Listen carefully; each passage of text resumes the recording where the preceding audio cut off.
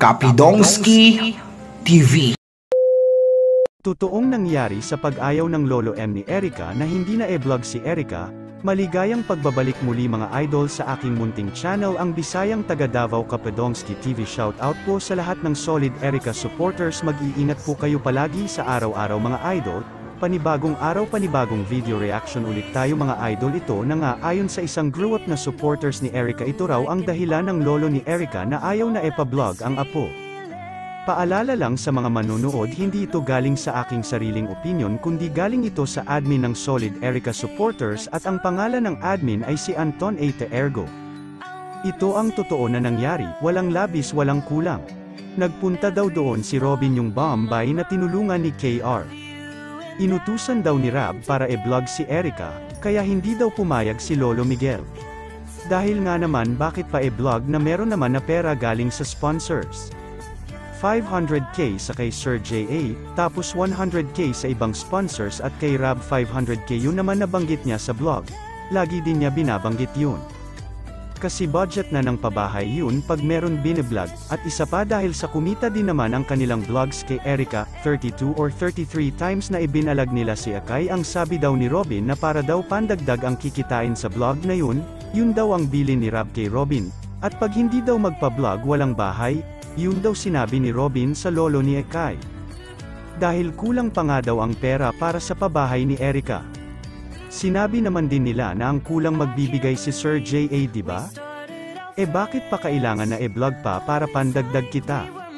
1.1 million Netherlands Antillian Guilders, napakaganda na ng bahay na yun, iba din strategy ni Rab. Tapos ang sabi niya na si Erica ay scholar nila. Ang natatanggap daw ni Erica galing sa kanyang mga sponsors lahat. Ano kaya ang pagkakaintindi nila ng scholar? Naghahanap ng sponsors para matawag na scholar nila. Ano kaya yun? Pag magkaroon ka ng scholar, ang alam ko bawat buwan obligasyon mo ang panggastos or pangangailangan sa school ng pinag-aaral mo. Hindi yung ihahanap mo ng sponsor, wala naman daw galing kay Rab. Hindi naman galing sa bulsa ni Rab ang natatanggap ni Erica. Tapos bawat vlog daw 1,500 pesos lang ang ibinibigay ni Rab kay Erica. Pinakamalaki na ang 2K o diba, saan ka pa? Pero nanahimik sila. Wala silang narinig sa mag-anak na masasamang salita. Tapos pa binabaligtad ang sinasabi sa live, gumawa na lang sila ng dahilan para si Erica ang mapasama, para hindi sila mabash. Minus nga naman kung aayawan sila ng mga viewers nang natutuwa sa pinapanood nila na vlogs ng love team daw ng K, pero ang dami din na wala na mga viewers nila. Yung 24/7 na nag-play ng mga videos nila para sa marathon sa views na wala na din.